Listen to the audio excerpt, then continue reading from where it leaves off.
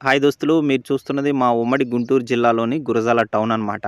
అయిపోయిన పెళ్ళికి బాజాలు మోగించినట్టు ఎలక్షన్స్ అయిపోయిన తర్వాత మా పల్నాడు ప్రాంతంలో గొడవలైతే జరిగాయి. మా గుంటూరు, పల్నాడులో జరిగిన గొడవలు చూసి రాష్ట్రం అంతా షాక్ అయిపోయింది. కేంద్ర ప్రభుత్వం బలగాలను కూడా మోహరించింది.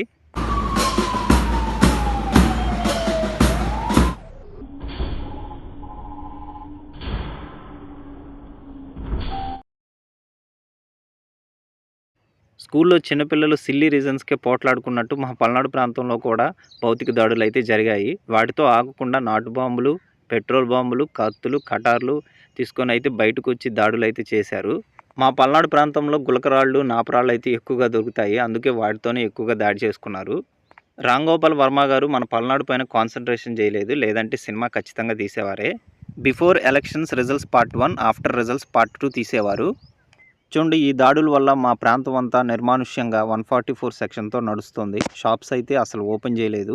నిత్యావసర వస్తువులు దొరక్క చాలామంది ప్రజలు అయితే ఇబ్బంది పడుతున్నారు. మా పల్నాడు ప్రాంత ప్రజల మాట గరుకు, మనసు చెరుకు.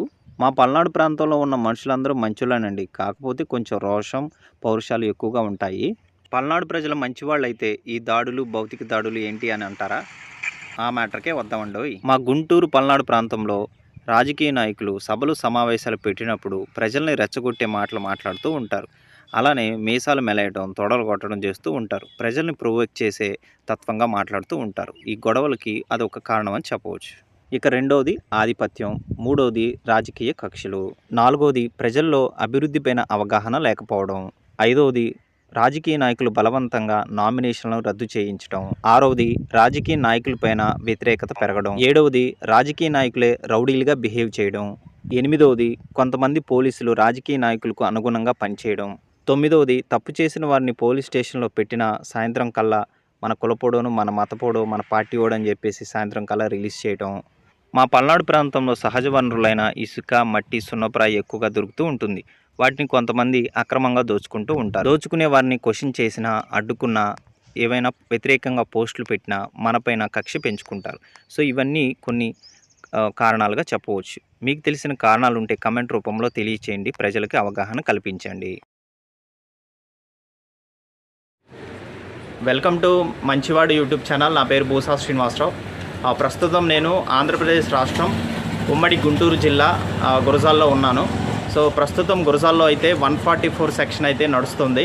అలానే షాప్స్ అన్నీ కూడా బంద్ అయినాయి. ఇక్కడ మీరు చూడవచ్చు, నిత్యం ఇక్కడ వ్యాపారాలు జరుగుతూ ఉండేవి.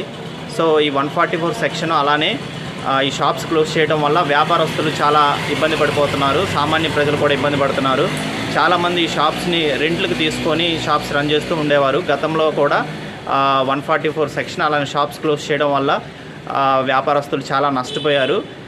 ఇప్పుడు కూడా ప్రజలు చాలా ఇబ్బంది అయితే పడుతున్నారు.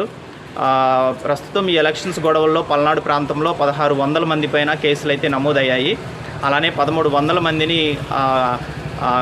స్టేషన్కి తీసుకుపోవడం జరిగింది. 400 మందికి పైగా రౌడీ షీట్స్ అనేది ఓపెన్ చేయడం జరిగింది. సో అకార్డింగ్ టు పల్నాడు జిల్లా ఎస్పీ గారు మల్లికా గార్కే నివేదిక ప్రకారం సో పల్నాడు ప్రజలు ఎవరూ కూడా ఎలక్షన్స్ టైంలో గొడవల్లోకి ఇన్వాల్వ్ అవ్వద్దండి. పల్నాడుకి మంచి పేరు ఉంది. సో మన పల్నాడు ప్రాంతాన్ని బీహార్, యూపీతో పోలుస్తున్నారు. సో ఎవరు కూడా గొడవల్లో ఇన్వాల్వ్ అవ్వకండి.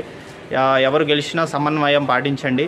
సో టీడీపీ వాళ్ళు గెలిచినా, వైసీపీ వాళ్ళు గెలిచినా మంచిగా పనులు చేయించుకోండి. ప్రతిపక్షాల వాళ్ళకి కూడా పనులు చేయించండి. సో మన పల్నాడు ప్రాంతాన్ని అభివృద్ధి పదంలో ముందుకు నడపండి.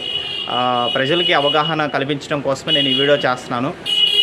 గుంటూరు, పల్నాడు ప్రాంతంలో జరిగే మరిన్ని విశేషాల కోసం మన మంచివాడి యూట్యూబ్ ఛానల్ని సబ్స్క్రైబ్ చేయండి. మన ఛానల్ యొక్క లక్ష్యం వచ్చేసి 1,00,000 మొక్కలు నాటి వాటిని సంరక్షించడం. సో కాబట్టి ఈ వీడియోని నాకు సపోర్ట్ చేయండి, ఈ వీడియోని లైక్ చేయండి, మన ఛానల్ సబ్స్క్రైబ్ చేయండి. ధన్యవాదాలు. ఇప్పుడే అందిన బ్రేకింగ్ న్యూస్ దోస్తులు. సత్తెనపల్లి నియోజకవర్గం రాజుపాలెం మండలంలో పెట్రోల్ బాంబులు, 4 పిచ్చి క్వార్టర్లు, గడ్డి బాంబులు దాచిపెట్టిన వాటిని పోలీసులు అయితే పట్టుకున్నారు. ఫైనల్గా చెప్పేది ఏంటంటే, ఈ గొడవల వల్ల మనకి ఎటువంటి ఉపయోగం లేదు. కాబట్టి ఈ గొడవల్లో ఇన్వాల్వ్ అవ్వకండి. చిన్నవాడిని తప్పుగా ఏమైనా మాట్లాడితే క్షమించండి అన్నట్టు సబ్స్క్రైబ్ చేయడం మర్చిపోకండి. రిజల్ట్స్ పైన బెట్టింగ్స్ పెట్టకండి. ప్రస్తుతం గుంటూరు, పల్నాడు జిల్లాలు పీస్ఫుల్గా ఉన్నాయి. ఈ వీడియోని లైక్ చేయండి. ధన్యవాదాలు.